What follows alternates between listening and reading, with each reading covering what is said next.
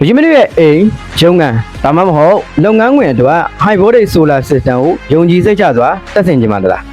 SCD Power ဆိုတဲ့ညီမမှာ customer တွေရဲ့မိတုံးဆွဲမှုလိုအပ်ချက်နဲ့နေရာဒေသအနေအထားပေါ်မူတည်ပြီးတော့ customer တွေရဲ့စိတ်တိုင်းကြ high voltage solar system တွေကိုစနစ်တကျတွက်ချက်ပြီးတော့ကျွမ်းကျင်ပညာရှင်များနဲ့အတူတက်ဆင်ပေးနေပါပြီဗျ high voltage solar system ဆိုတာဘာလဲဘာတွေကောင်းကျိုးရှိလဲ solar စနစ်တွေမှာ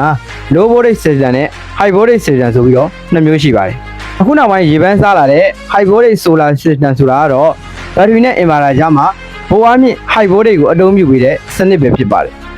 high voltage system ရဲ့ထူးခြားချက်နဲ့အားသာချက်တွေကတော့စွမ်းရည်ဆုံးရှုံးမှုနည်းပါးစေတယ်စက်ပစ္စည်းတက်တန်းပိုရှည်စေတယ်ထည့်ထွင်ရလွယ်ကူစေတယ်လိုအပ်ချက်အရာဘက်ထရီနဲ့ solar ထပ်တိုးတက်ဆင်ခြင်းတဲ့အခါစနစ်ကိုအလွယ်တကူချဲ့ထွင်တက်ဆင်လို့ရတာဖြစ်ပါတယ်ဗျ